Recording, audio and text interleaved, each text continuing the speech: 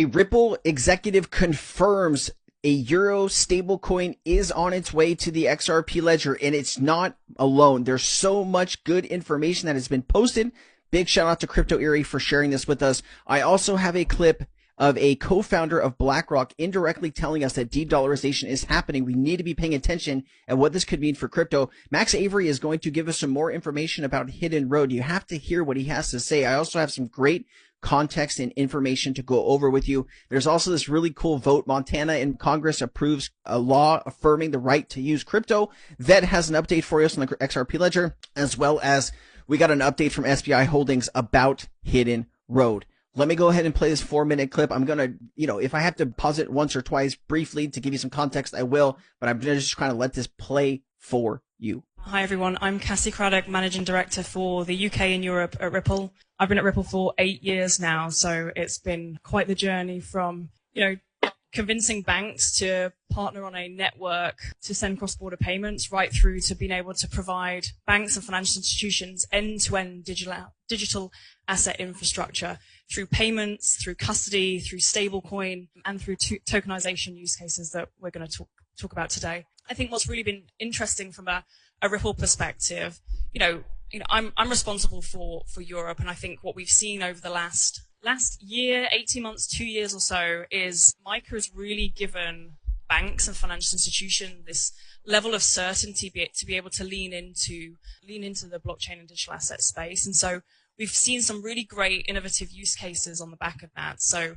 we partnered with SocGen Forge, one of the leading banks here in France, firstly around custody, but now more broadly on issuing their Euro CV stablecoin on XRP Ledger. There are many other use cases that we're partnering, our customers are partnering with us on around money market funds and bringing those on chain. And we're actually seeing that trend continue to increase as we start to see more institutional interest in this space. On the Ripple side, we're solving kind of the trap liquidity issue with our cross-border payment product and enabling financial institutions to better service their customers by enabling them to have instant real-time payments through a kind of network of partners that enables to move cash from A to B. Now that could be, physical cash, it could be stable coins, it could be using XRP. And I think that's a really interesting, use case that we've seen mass adoption over the years from. And then just generally speaking, I think from our perspective,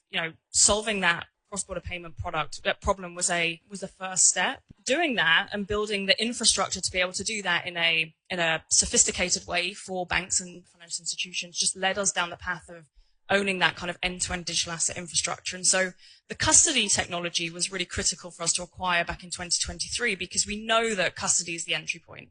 Before you do anything in digital asset, whether you're thinking about tokenization, whether you're thinking about payments or thinking about NFTs or whatever you're thinking about, you need to get your custody right and you need bank grade custody. And so that critical piece of infrastructure is something that's now enabling us to partner with banks and financial institutions for them to tokenize, for them to create use cases that maybe we don't want to lean into, but to be able to use our technology to do that.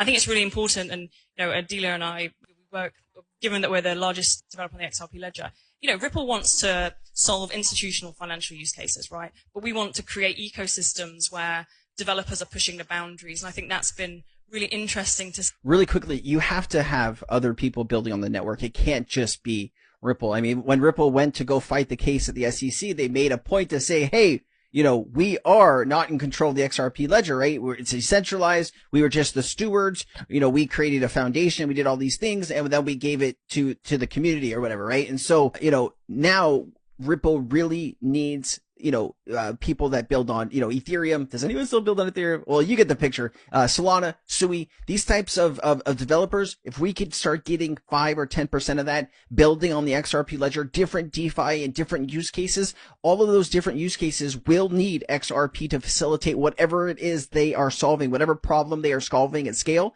And that will, of course, reduce the circulating supply. The less XRP that there is in circulation, that means the higher the price, right?